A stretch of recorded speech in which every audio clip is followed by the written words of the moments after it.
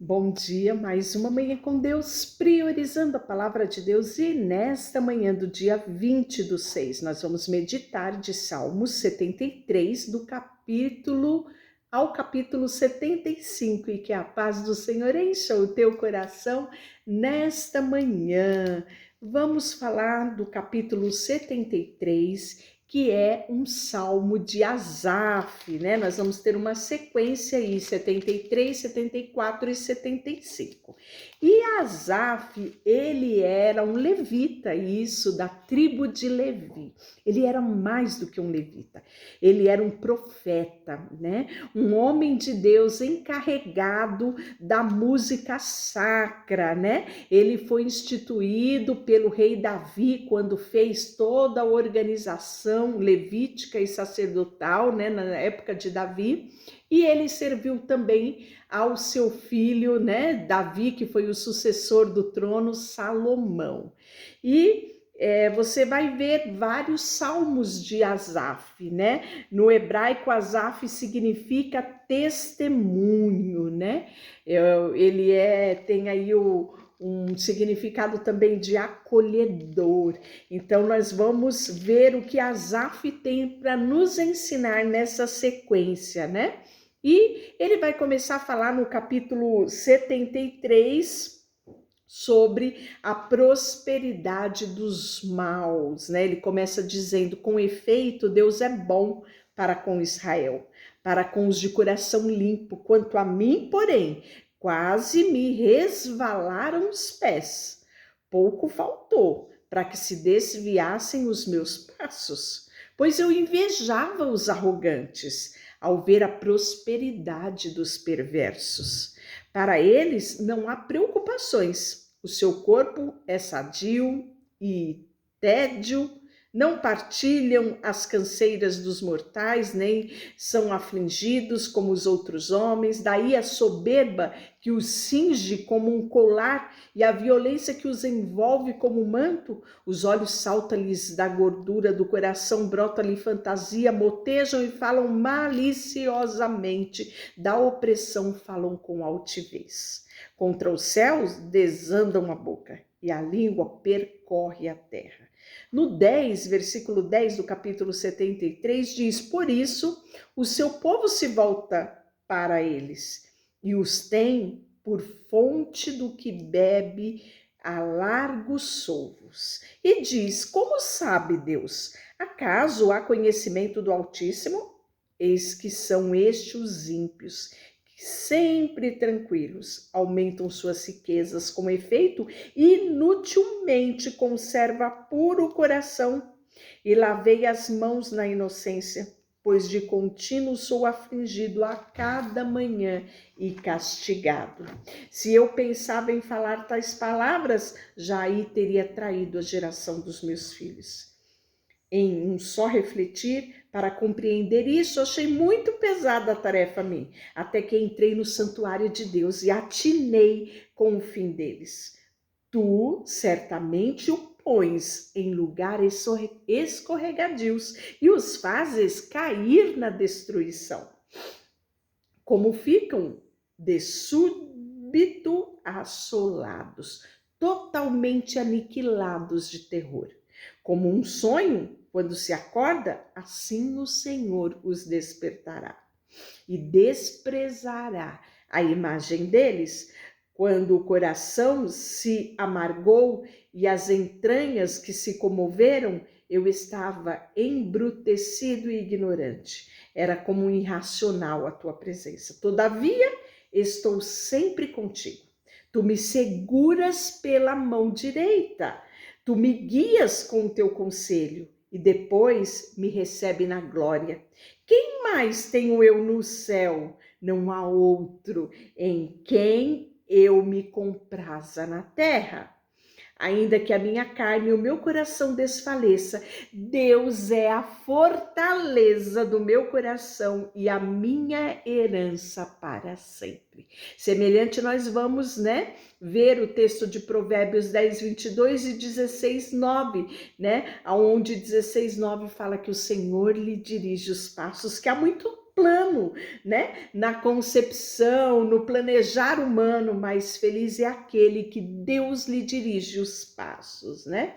Provérbios 16:3 fala: confia no Senhor as tuas obras e os teus pensamentos serão estabelecidos, né? Então isso é maravilhoso.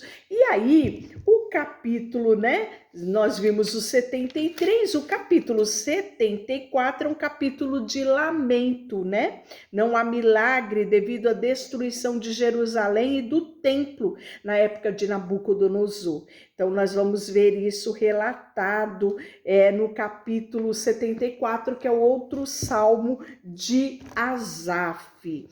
Por que nos rejeita, ó Deus? Nos rejeita para sempre? Por que se acende a tua ira contra as ovelhas do teu pasto?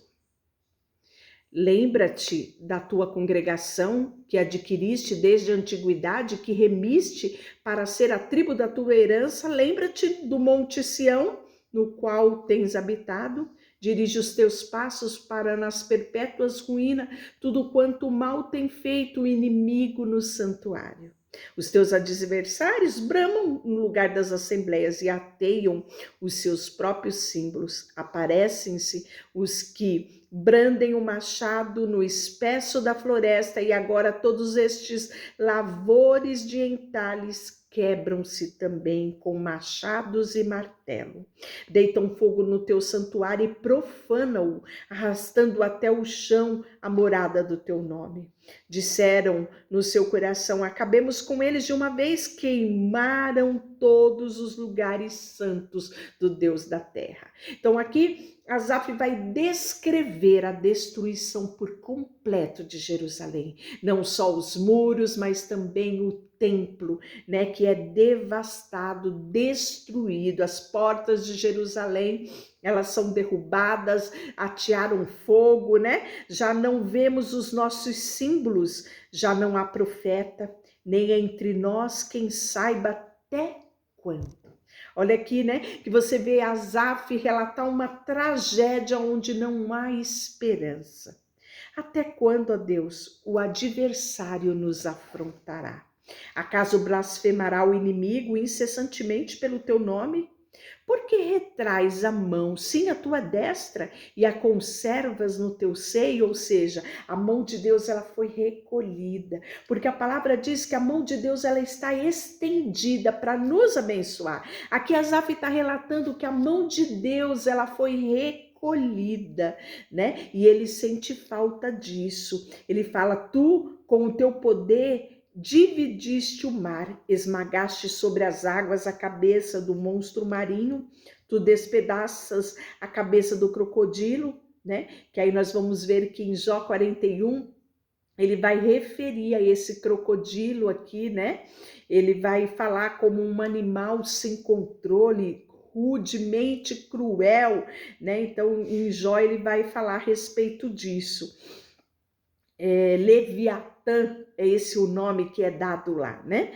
Tu abriste fontes e ribeiros, secaste rios caudosos, teu é o dia, tua também é a noite, a luz e o sol, tu o formastes. Então ele fala da soberania de Deus sobre toda a criação, né? A grandiosidade que firmaste os confins da terra. Está no versículo 17 do capítulo 74. 18, lembra-te disso, o inimigo tem ultrajado ao Senhor e um povo insensato tem blasfemado o teu nome. Era assim que os israelitas se comportavam, né? Diante de toda aquela situação. Nós vamos ver que vai haver sim um tempo onde eles vão se arrepender e se voltar para Deus.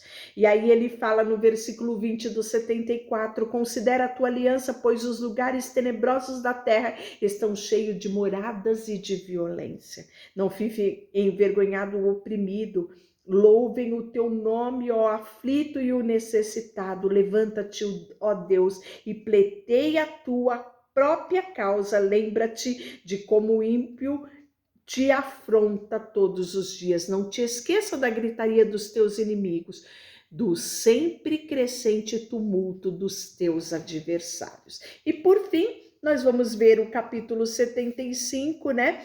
Onde Deus é representado como um grande juiz, né? Deus é juiz. Então, ele vai começar dizendo, né? Graça te rendemos, ó Deus. Graça te rendemos e invocamos o teu nome e declaramos as tuas maravilhas. Pois disseste, eis de aproveitar o tempo determinado, hei de julgar retamente, vacilem a terra e todos os seus moradores. Ainda assim, eu firmarei as suas colunas. Diga soberbo, não seja arrogante, e ao ímpio não levante a vossa força. Não levanteis ativamente a vossa força, nem faleis com insolência contra a rocha, porque não é do Oriente, nem do Ocidente, e nem no deserto que vem auxílio. Deus é o juiz.